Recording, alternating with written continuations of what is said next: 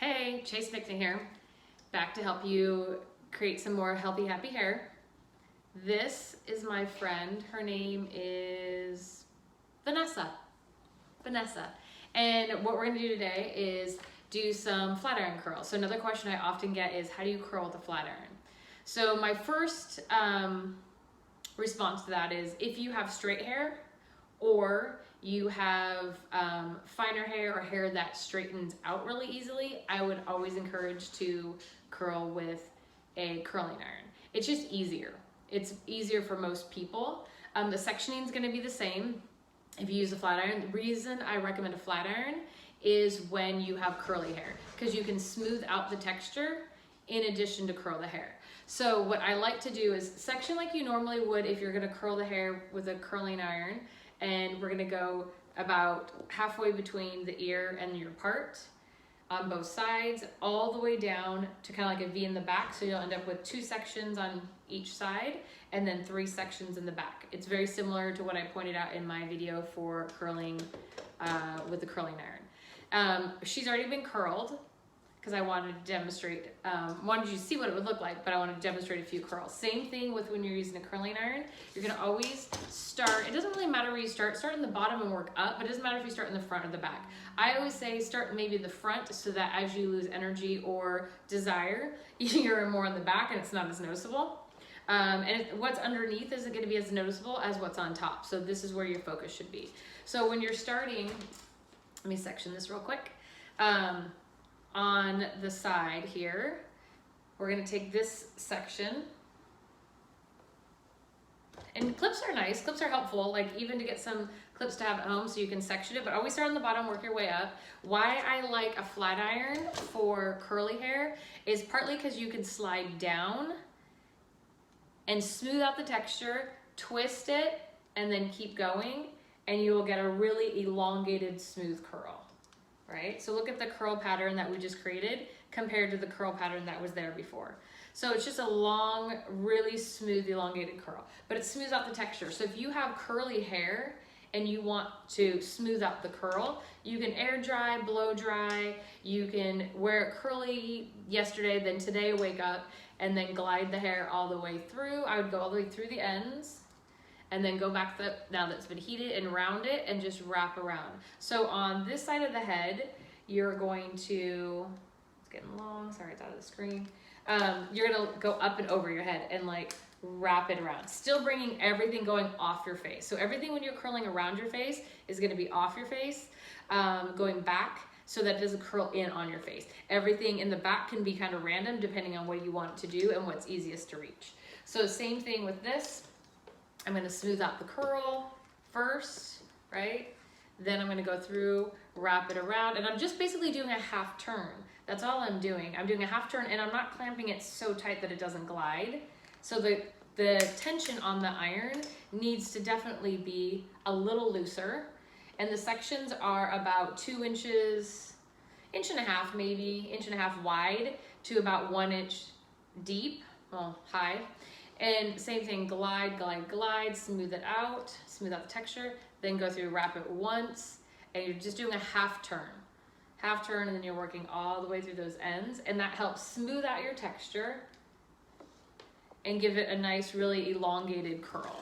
So you can kind of see that shape right there. Comparing that, that section there is different than this is curling iron curl in the back. This is a flat iron curl. Same thing on this side. You're going to want to make sure when you're on this side that you're using your hand going the other direction. So you're going to take that curl. I'm gonna start on the bottom again, so you can do this. You can do this whole section. Start on the bottom and then work your way up. And then I'm just gonna comb through it and blend it in. So this is also fun to do even if you have naturally curly hair and you just want it to be a little bit smoother around your face. You can just smooth out the front sections without having to curl all of the rest of the hair, right? So you don't need to do your whole entire head if you don't want to. You can do the top area and the sides. If you have straighter hair and you like the look of the more flat iron, curled looks and opposed to a curling iron, go for it.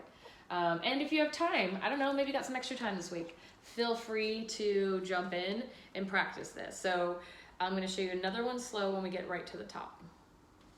same thing with the heat that I talked about before. Obviously, we're assuming, because we did prep her, she's been shampooed, she's been conditioned, she has a wearable treatment in, and in addition to that, she has a heat protectant product and a styling product. Those things are gonna help protect her hair from the heat that we're putting on there.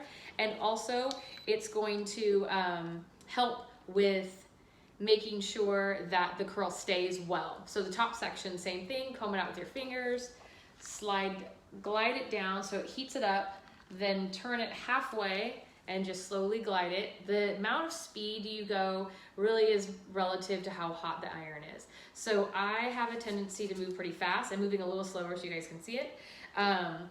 But if you move slow because you're learning, put the heat on a little lower and you can work through that. If you tend to work pretty fast, then you can feel free to turn the heat up a little higher. Once again, the bigger the section, the bigger the curl. The smaller the section, the smaller the curl. I'm gonna do a couple up on top here. Also, if you have a really large flat iron from like a long time ago, that's like the really wide, like 2-inch, 3-inch, I don't know what those are, they're not gonna work. They're too big, you can't get them to turn well, and they don't shape easily, so I wouldn't suggest using that. Now I'm doing the 2 sections in the back, smoothing out that texture, smooth, smooth, smooth, going through, curling it, and then same thing, half turn, holding those ends, and then dropping it out. So this is what it looks like before we comb through it, right? So they're all in solid pieces, but they're a little wider and thinner, right? And same with here, they're a little sausagey. We don't want to leave them like that. Let them cool, put a little texture spray on them so they have some hold, and then take your hands and run your hands through it.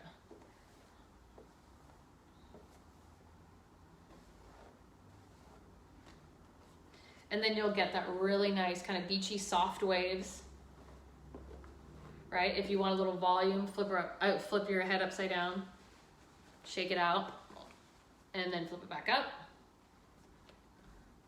And then you're getting a little bit of texture in there, lots of wave, lots of movement, and very natural. Cool? All right, send me some pictures of you guys doing this. Let me see your end results. Looks good.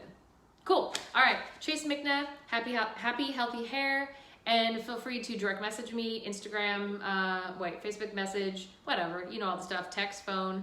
I'm here. If you have questions, if you have questions on product recommendations, I can do that. If you want to do a consultation via email or messaging, I'm fine with that. Or if you want to show me your curls, I'd love to do it. Or if you're doing curls and you're realizing they're not turning out well and you're not sure why, just send me a picture. Take a picture of what your result is, and I can tell you what's going wrong or what's going right. All right, thank you so much. Chase McNabb, have a great evening.